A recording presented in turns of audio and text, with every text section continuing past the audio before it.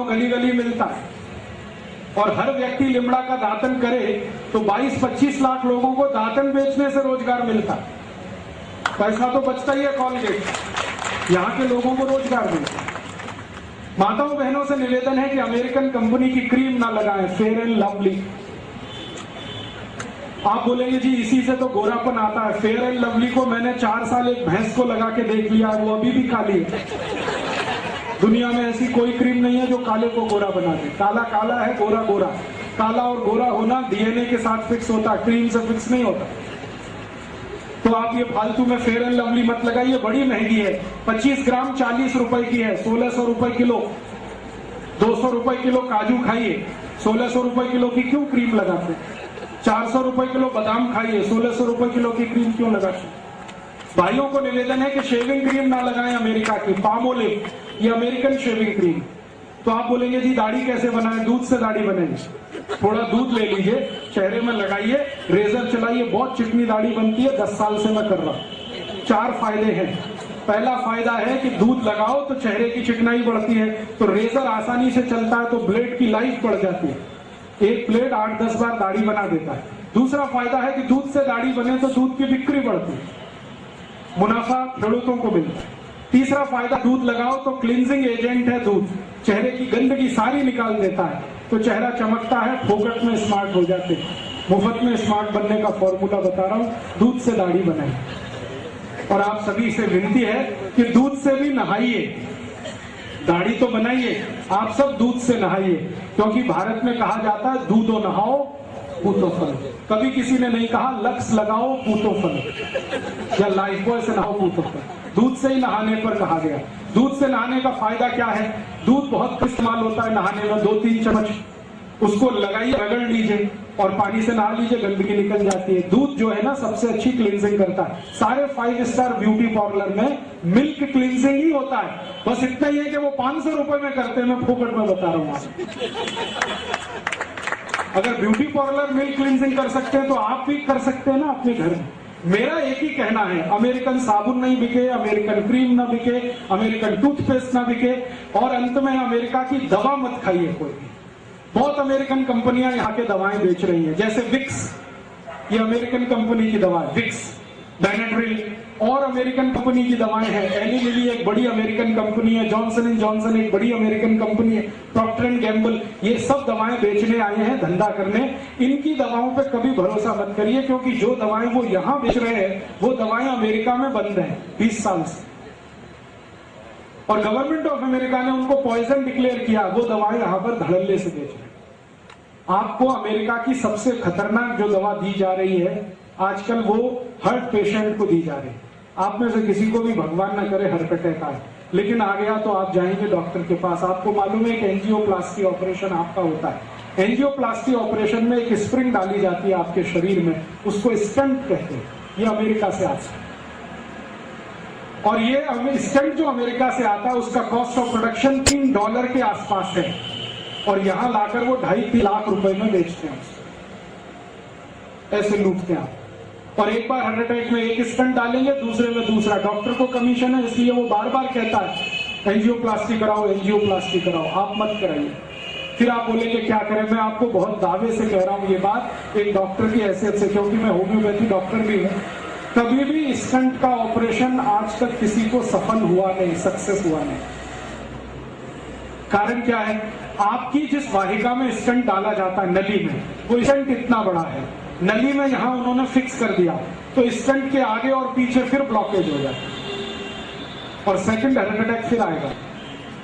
तो फिर वो कहेंगे दूसरा स्टंट लगवा लो, और इसी चक्कर में आपकी जिंदगी निकल जाएगी, लाखों रुपए लूट के ले जाए। तो आप बोलेंगे जी क्या करें? मेरा आपको विनम्र विनती है कि आपको कभी भी एंजियोप्लास्टी का खतरा हो तो आप ऑपरेशन तो मत कराओ। क्या करें फिर? जिंदगी बचानी है तो आप एक सरल उपाय करो। वो मेरा नहीं है, भारत देश के महान व्यक्ति का उपाय है। वो व्यक्ति का नाम था बागभट्ट। उन्होंने 3500 साल पहले लिखा एक पुस्तक में, जिसका नाम है अष्टांग हृदय, और एक पुस्तक है अष्टांग संग्रह। 7000 सूत्र उन्होंने लिखे हैं बीमारियों को ठीक करने के लिए। उसका एक सूत्र है कि कभी भी हृदय घात अगर है, हृदय को घात हो रहा है, तो जान लीजिए कि रक्त में एसिडिटी बढ़ी हुई है। एसिडिटी समझते हैं? अम्लता। एक अम्लता होती है पेट की और एक होती है रक्त की। पेट की अम्लता बढ़े तो आपको आग जलेगी पेट में, एसिडिटी होगी, आप कहेंगे आग जल रही है, खट्टी खट्टी डकार आ रही है, मुंह से पानी आ रहा है। फिर और ज्यादा हो तो हाइपर एसिडिटी होगी। यही पेट की अम्लता जब रक्त में चली जाती है तो रक्त अम्लता होती है, और रक्त अम्लता में आए तभी हार्ट अटैक होता है। इसके बिना हार्ट अटैक होता है। ये आयुर्वेद का सबसे बड़ा सच है जिसको कोई डॉक्टर आपको बताता नहीं, क्योंकि इसका इलाज बहुत सरल है। इलाज क्या है? भागवत जी कहते हैं कि रक्त में अम्लता अगर बढ़ गई है तो ऐसी चीजों का उपयोग करो जो क्षारीय है। आप जानते हैं 2 तरह के केमिकल्स होते हैं, एक अम्लीय और एक क्षारीय, एल्कलाइन और एसिडिक। अभी अम्लीय और क्षारीय को मिलाएं तो क्या होता है? अम्ल और क्षार को मिलाओ तो न्यूट्रल होता है कि नहीं? तो भागवत जी कहते हैं कि रक्त में अम्लता बढ़ी हुई है तो क्षारीय चीज खाओ तो रक्त की अम्लता न्यूट्रल हो जाएगी, माने हार्ट अटैक की जिंदगी में संभावना खत्म हो जाएगी। ये है कहानी। तो आप पूछोगे कि कौन सी क्षारीय चीज है जो हम खाएं? आपके रसोई घर में सवेरे से शाम तक इतनी चीजें हैं जो क्षारीय ही है। अगर उन्हीं को खाना शुरू करो तो हार्ट अटैक ना आए, और कभी आ जाए तो दोबारा आने का चांस ना। क्या क्षारीय चीज है? सबसे ज्यादा क्षारीय चीज आपके घर में है दूधी। दूधी है ना, सब्जी के रूप में आप खाते हैं, इससे ज्यादा क्षारीय कोई चीज ही नहीं। तो दूधी का रस पियो रोज निकाल निकाल, या कच्ची दूधी खाओ। स्वामी रामदेव जी कहते हैं कि नहीं, दूधी रस पियो। दूधी का 3.25 लाख लोगों को ठीक कर दिया उन्होंने दूधी का रस पिला पिला, और उनमें हजारों डॉक्टर हैं जिनका खुद हार्ट अटैक होने वाला था।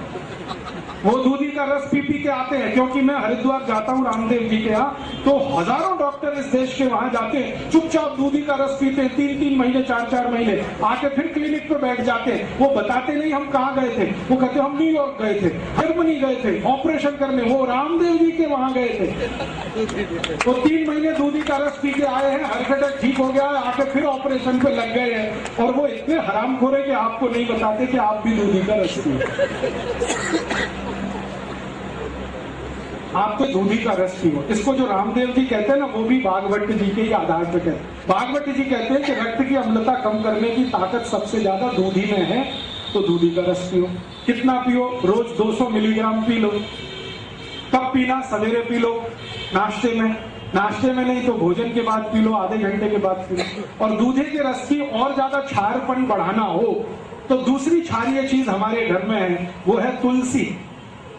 तुलसी बहुत क्षारपन है, तो तुलसी का रस मिला दो। और एक तीसरी चीज है वो क्षारीय है, उसका नाम है पुदीना। पुदीने का रस उसमें मिला दो। और एक क्षारीय चीज है अपने घर में, काला नमक, और एक है सेंधा नमक। ये काला और सेंधा नमक क्षारीय है, लेकिन बाजार से जो आता है ना आयोडीन युक्त, ये अम्लीय है। ये आयोडीन युक्त नमक के चक्कर में मत फंसना। काला नमक खाओ, नहीं तो सेंधा नमक। तो सेंधा नमक ले लो, थोड़ा दूधी का रस ले लो, थोड़ा तुलसी का रस ले लो, पुदीने का रस ले लो, कोतंबीर का रस भी क्षारीय है। ये सब क्षारीय मिला मिला के रोज पियो। 3 महीने में आपका ब्लॉकेज निकल जाएगा, अम्लता कम हो जाएगी, 2.5-3 लाख रुपए फालतू खर्च होने से बच जाएंगे। और जो बच जाए तो गौशाला को दान कर देना, तो गौशाला का भी फायदा है। डॉक्टर को देने से अच्छा गौशाला को देना।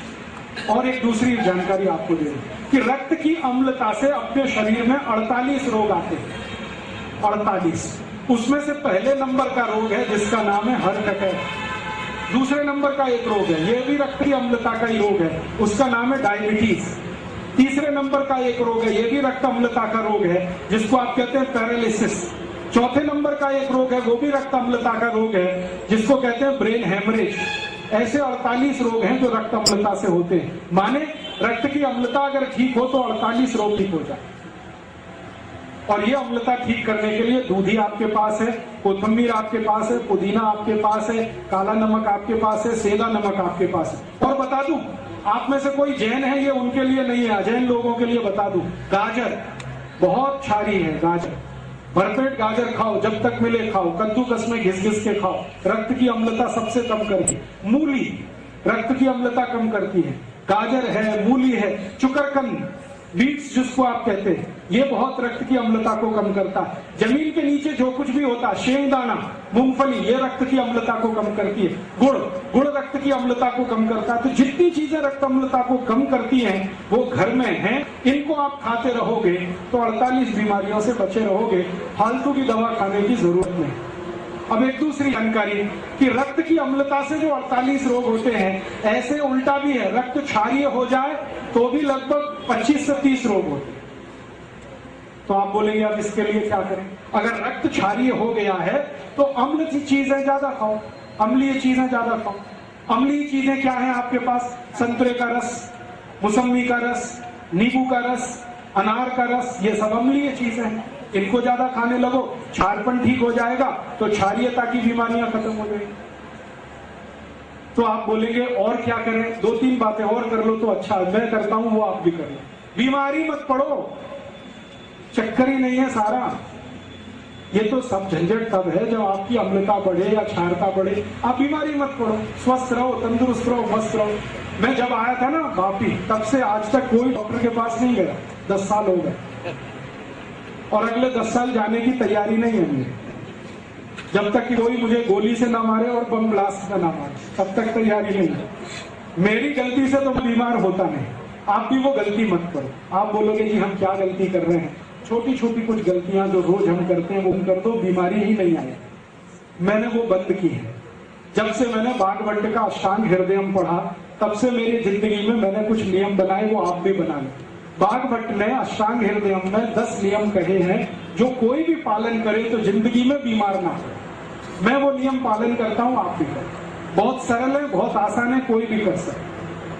क्या नियम है? बागवट ने सबसे पहला नियम बताया, जिंदगी में कभी बीमार नहीं पड़ेंगे आप। वो ये कहते हैं खाना खाने के तुरंत बाद पानी मत पियो। उन्होंने संस्कृत में कहा भोजनांते विषमवारी, भोजन के अंत, भोजनांते माने भोजन अंत, विषमवारी, विष माने जहर। तो भोजन के अंत में पानी जहर जैसा है, ये है सूत्र। तो भोजन के अंत में पानी मत पियो। आप बोलेंगे जी कब तक ना पिए? 1.5 घंटे तक मत पियो, उसके बाद पी लो। तो आप कहेंगे बड़ी मुश्किल बात है, 1.5 घंटे कैसे रहे बिना पानी के? तो भागवत जी कहते हैं कि भोजन के तुरंत बाद कुछ पीना है तो छाछ पी लो, और कुछ पीना है तो दूध पी लो, और कुछ पीना है तो कोई फल का रस पी लो, जूस। पानी 1.5 घंटे बाद पी। अब तो चल जाएगा। खाना खाते ही अगर प्यास लग रही है तो जूस पी लो, गिलास भर के, 2 गिलास भर के। जूस कौन सा पिए? जो सबसे सस्ता मिलता हो जिस सीजन में, सबसे सस्ता। सबसे सस्ते से मतलब है ज्यादा उत्पाद होगा तभी सबसे सस्ता होगा। आजकल जो सबसे सस्ता जूस है वो शेरडी का है, गन्ने का पियो। जब भी खाना खाओ गन्ने का रस पी लो, और थोड़े दिन के बाद संतरे का रस आ जाएगा, फिर द्राक्ष का आ जाएगा, अंगूर का आ जाएगा। तो जो रस मिलते हैं बाजार में या सीजन के फल हैं, वो रस पियो खाने के तुरंत बाद। या तो छाछ पियो, नहीं तो दूध पियो। रस पीने का तरीका है सवेरे पीना, छाछ पीने का है दोपहर पीना, दूध पीने का है रात को पीना। खाने के तुरंत बाद दूध पीना है, छाछ पीना, रस पीना है। सुबह खाना खाया तो जूस पीना, दोपहर खाया तो छाछ, रात को तो दूध। अगर पानी पीना है तो 1.5 घंटे बाद ही पीना। क्यों? कारण उसका यह है कि आपने जो कुछ खाया वो पेट में गया, पेट में जाते ही इसमें आग जलती है खाने का पाचन होने के लिए। उसको कहते हैं जठर अग्नि। जठर एक स्थान है जहां पर भोजन जाता है, वहां अग्नि जलती है, जठर अग्नि। इस अग्नि को जलने में 1.5 घंटा लगता है। तो जब तक अग्नि जल रही है पानी मत पियो। अगर पी लिया तो अग्नि बुझ जाएगी, अग्नि बुझेगी तो खाना नहीं पचेगा, खाना नहीं पचेगा तो सड़ेगा। सड़ा हुआ खाना सारे रोग पैदा करेगा जिनके नाम मैंने थोड़ी देर पहले लिए। इसलिए भागवत कहते हैं खाने के बाद पानी मत पियो। कर सकते, आसान है। स्वस्थ रहने के लिए तो कुछ भी कर सकते हैं। तो ये आसान नियम है। दूसरा नियम है भागवत जी का, वो ये कहते हैं कि पानी जब भी पियो घूट घूट भर के पियो, थोड़ा थोड़ा सिप सिप करके पानी पियो। गट गट गट गट गट गट पानी मत पियो। एक सिप पिया, दूसरा सिप, तीसरा सिप। क्यों पीना भाई? कारण ये है कि मुंह में बनती है लार, स्लाइवा, ये होती है क्षारीय। पेट में बनता है अम्ल जिसको हाइड्रोक्लोरिक एसिड कहते हैं। तो मुंह की लार और पेट का अम्ल दोनों मिले तो हो जाएगा न्यूट्रल। ये क्षार है, ये अम्ल है। तो पेट हमेशा न्यूट्रल रहे तो बार बार लार अंदर जानी चाहिए। तो पानी अगर घूट घूट पिए तो ज्यादा लार अंदर जाएगी, इसलिए भागवत कहते हैं पानी हमेशा घूट घूट पिए। ये पक्षी है ना, सब ऐसे ही पानी पीते। चिड़िया देखो पानी पीती है, एक ड्रॉप उठाएगी पानी का, फिर ऐसे ऐसे करेगी, फिर पिएगी। भागवत की पक्की चेली है सारी चिड़िया, बिना किसी कॉलेज में जाए वो सीखती। आप इतने बड़े होशियार लोग हैं, आपको ये नहीं मालूम? कुत्ता कैसे पानी पीता? चाट चाट के। भागवत का चेला है ये कुत्ता। हाँ, सारे जानवर पानी ऐसे ही पीते। गाय को देखो, पहले पानी को मुंह में भरेगी, फिर थोड़ी देर रोकेगी, फिर पिएगी ताकि लार अंदर जाए। तो जानवर कर सकते हैं तो आप भी कर सकते हैं। आप तो पढ़े लिखे हैं, होशियार। तो पानी घूट घूट पीना शुरू कर दो। दूसरा नियम। तीसरा नियम है ठंडा पानी कभी मत पियो। ठंडा पानी उन्होंने कैसे लिखा? ये नहीं लिखा ठंडा पानी मत पियो, उन्होंने लिखा है शरीर के तापमान से कम तापमान का पानी मत पियो। पानी ठंडा पानी मत पियो। अब ठंडा पानी से मतलब फ्रिज का पानी मत पियो, बर्फ डाला हुआ पानी मत पियो। क्यों नहीं पिए? मैंने इसका देखा एक्सपेरिमेंट करके कई मरीजों पर। जो लोग बहुत ठंडा पानी पीते हैं ना, उनकी लार्ज इंटेस्टाइन संकुचित हो जाती है। लार्ज इंटेस्टाइन और स्मॉल इंटेस्टाइन शरीर में दो है, तो ज्यादा ठंडा पानी पियो तो लार्ज इंटेस्टाइन वैसे ऐसी होती है, ठंडा पानी पीते ही ऐसे होती है।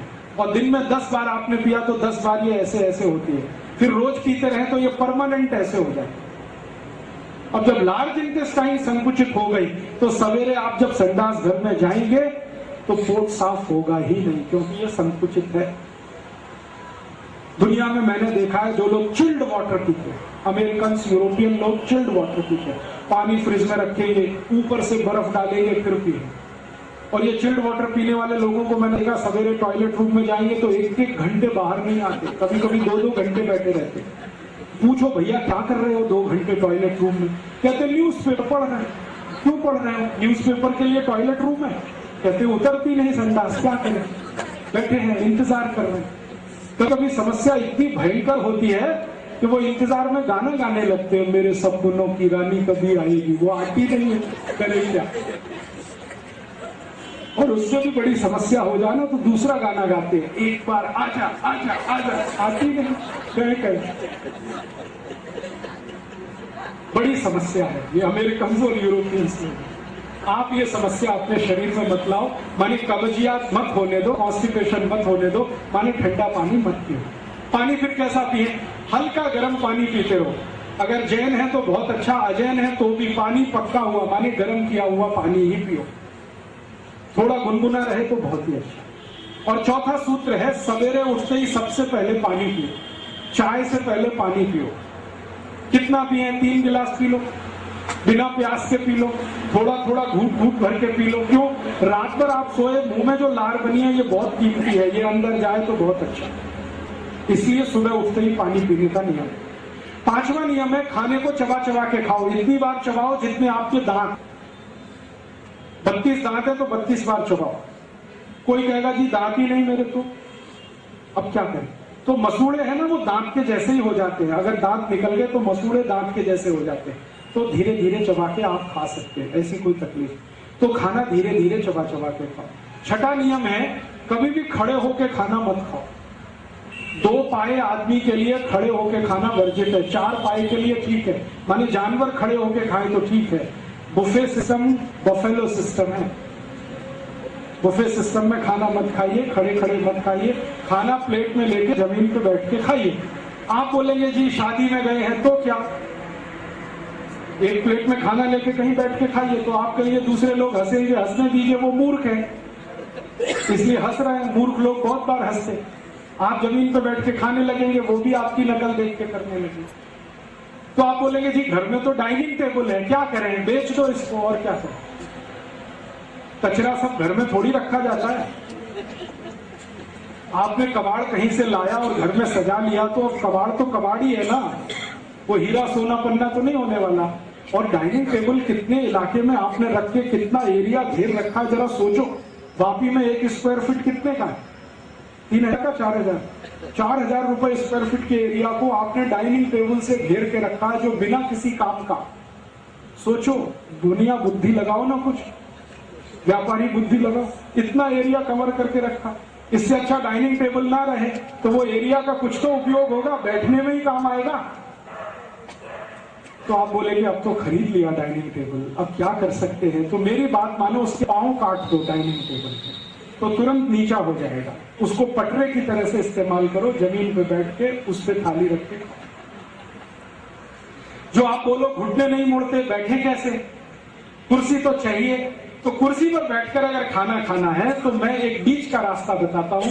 भागवत जी ने वो नहीं कहा, मैं कह रहा हूं कि आप कुर्सी पर ऐसे बैठो जैसे सुख आसन में बैठते, आलती पालती मार के कुर्सी पर बैठ जाओ, फिर खाना खाओ। खाना खाते समय महत्व की बात है जो जाननी चाहिए, वो ये कि हमारी जो नाभि है ना, इस पर धरती का सेंटर ऑफ ग्रेविटी रहना चाहिए, नाभि पर। ये तभी संभव है जब आप जमीन पर बैठे हो। खड़े होने पर सेंटर ऑफ ग्रेविटी डायग्राम पे आता है। नाभि पर अगर पृथ्वी का गुरुत्वाकर्षण है तो नाभि एकदम सेट रहती है, और खाना खाते समय नाभि सेट रहे तो जठर अग्नि सबसे जास्ती प्रदीप है। इसलिए बैठकर खाना अच्छा है। फिर सातवां नियम है। सातवां नियम है कि कभी भी आप खाना खाएं तो दो चीजें एक साथ ऐसी मत खाना जो एक दूसरे के विरोधी है।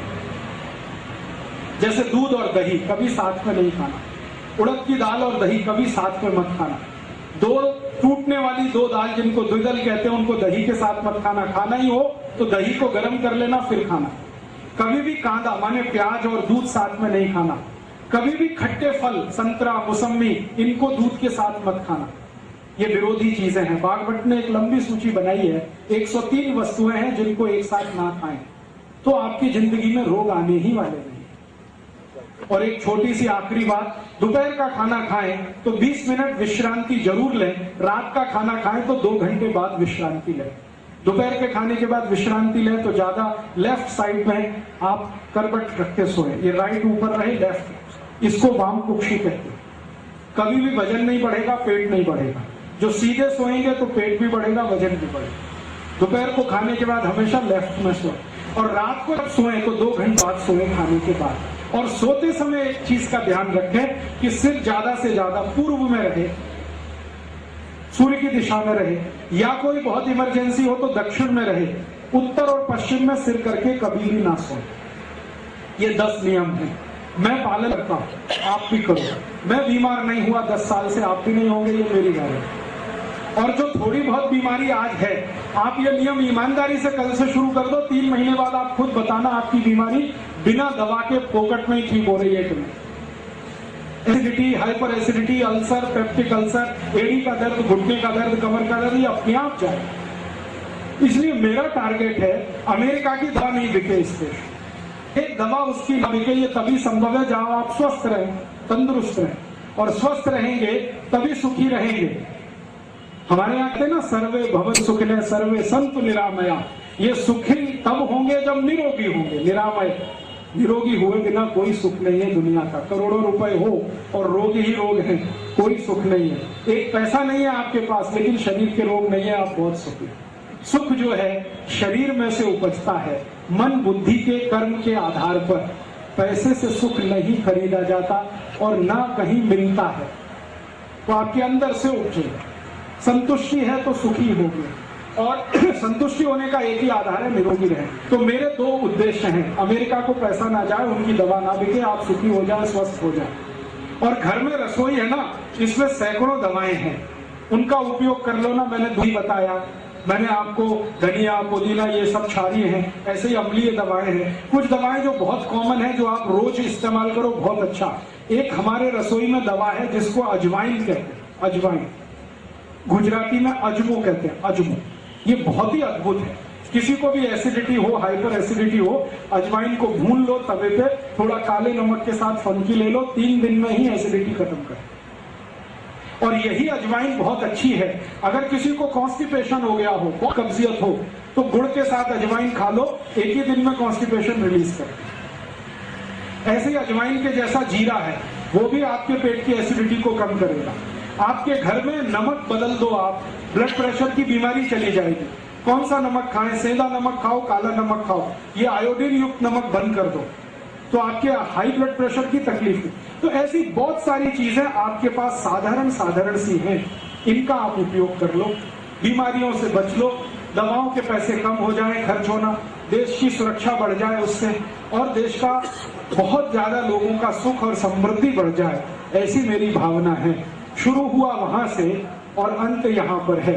जीवन को थोड़ा सरल, आसान, हिंदुस्तानी, स्वदेशी, भारतीय बनाओ। पहले भी मैं 10 साल पहले आया था, यही बोल के गया था, be Indian buy Indian. Be Indian का माने भारतीय बनो, भारतीय वस्तुओं का उपयोग करो। अब भारतीय वस्तुएं क्या हैं?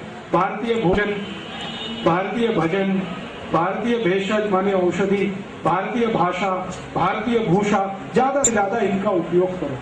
विदेशी भूषा माने विदेशी कपड़े, विदेशी भोजन माने pizza, burger, hot dog, cold dog, chow mein मत खाओ, हिंदुस्तानी भोजन ज्यादा करो। विदेशी भजन, जो विदेशी गाने हैं मत गाओ, मत सुनो, स्वदेशी गाने गाओ, स्वदेशी भजन सुनो।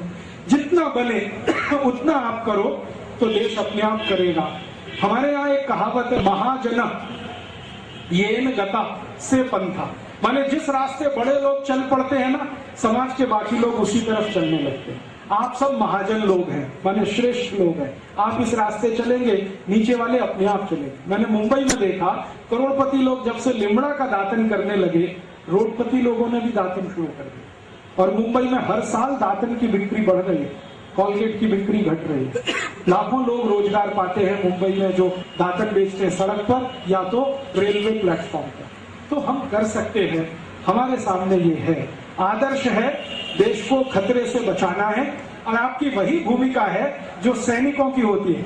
सैनिक सीमा पर खड़े होकर शत्रु से देश की रक्षा कर रहे हैं, आप देश के अंदर रहकर जो शत्रु आ रहा है उससे देश की रक्षा करें।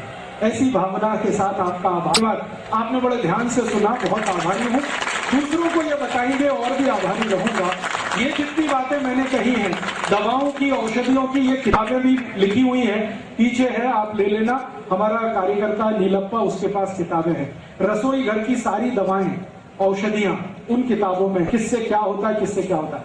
अष्टांग हृदयम के जो 10 सूत्र दिए, उनके और ज्यादा सूत्र पढ़ने हो तो वो भी किताब है। अपने शरीर को जितनी भी बीमारियां होती हैं चर्म रोग की, कैसे दूर करें घर की दवाओं से, वो भी किताबें हैं, आप ले जाइए। कभी भी मैंने किसी किताब पर कॉपीराइट नहीं माना है, आज भी कहता हूँ कोई पुस्तक पर कॉपीराइट नहीं है, सबको कॉपी करने का राइट है।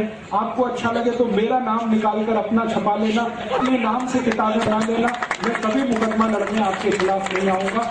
और जो कुछ मैंने बोला है, इसकी सीडी भी है, पहले तो कैसेट थी, अभी सीडी है, 40 घंटे की ऑडियो सीडी है, वीडियो सीडी है। आप ले जाइए, कॉपी कर करके लोगों को बताइए, ताकि ये विचार जल्दी से फैले और लोगों तक ये दूर तक पहुंचे। तो शायद चेतना ज्यादा हो और चेतना बढ़ेगी तो देश जरूर बेहतर होने वाला है, आजादी बचने वाली है, सभ्यता और संस्कृति रहने वाली है। भारत देश के बारे में एक विशेष बात मुझे महसूस होती है, वो ये कि दुनिया का ये विशिष्ट देश है। विशिष्टता क्या है? 1000 साल विदेशी हमले इस देश पर हुए, किसी देश पर नहीं हुए, फिर भी ये देश जीवित है, इसकी सभ्यता अभी बची हुई है, संस्कृति बची हुई, वरना दुनिया के देश कब के मिट गए और खत्म हो गए। हम अभी भी बचे, क्योंकि हमारे पास धर्म का आधार है, संस्कृति का आधार है, सभ्यता का। आगे भी ये देश बचेगा, क्योंकि पहले भी ये देश बचा है धर्म और संस्कृति की ताकत से, आगे भी बचेगा। आप सब उसमें महत्वपूर्ण भूमिका निभाएं, यही मेरी आपसे निवेदन है। ये पूरा अभियान देश भर में मैं चलाता हूँ। इसके लिए फंड्स इकट्ठे करने के लिए खादी मैं बनाता हूँ, हमारे कार्यकर्ता बनाते हैं। खादी की बिक्री से कुछ पैसा आता है तो ये अभियान चलता है। हमारे कार्यकर्ताओं की बनाई कुछ खादी है, आप खरीदेंगे तो मुझे थोड़े से फंड्स मिलेंगे। पुस्तकें और सीडी खरीदेंगे तो आप कॉपी करके दूसरों को देंगे, उनको लाभ होगा। खादी खरीदेंगे तो थोड़ा मुझे भी लाभ होगा, क्योंकि हमारे काम के लिए थोड़ा पैसा उससे हम जुटाते। 100 रुपए की खादी आपने ली तो 15 रुपए उसमें से हमें मिलेगा। पूरे साल में हम कुछ लाख रुपए की खादी बेचकर जो फंड्स इकट्ठा कर पाते, उसी से ये काम चलाते। आगे कुछ बड़ा काम करने की इच्छा है, जैसे भरत भाई ने कहा एक टीवी चैनल मुझे शुरू करना है, क्योंकि ये तो कुछ डॉक्यूमेंट्स मैंने दिखाए, ये टिप्स ऑफ द आइस जगह ऐसे हजारों हैं जो आपकी आंखें खोल देंगे, आपके ज्ञान चक्षु खुल जाए। लेकिन वो टीवी पर आए, उसके लिए चैनल चलाना है, उसके लिए कुछ फंड्स इकट्ठे करने हैं, काम में लगा हूं। जिस दिन हो गई ये व्यवस्था, उस दिन चैनल भी शुरू होगा, अखबार भी चलेगा, मैगजीन भी निकलेगी। मेरा एक ही उद्देश्य है, एक ही ध्येय है कि ये देश को फिर से सोने की चिड़िया बनाना है। भूतकाल में ये देश सोने की चिड़िया था, भविष्य में भी सोने की चिड़िया बनाना है, वर्तमान इसका सुधारना है, बदलना है। तो उसी काम में लगा हूं। आप सब भी मेरे सहयोगी बनेंगे तो अच्छा होगा। भरत भाई ने मुझे आज सुबह प्रस्ताव दिया कि आप एक भारत कथा कहिए जिसमें ये सारे दस्तावेज एक बार लोगों के सामने आए। आप चाहें तो 6-7 दिन की यहीं पर आयोजित हो सकती है। मेरा एक फायदा उसमें हो जाएगा कि उसकी सीडी बन जाएगी तो भारत के करोड़ों लोगों तक मिल जाएगी। आपका ये फायदा होगा कि वो दस्तावेज आप स्क्रीन पर इसी तरह से देख पाएंगे। चाहे तो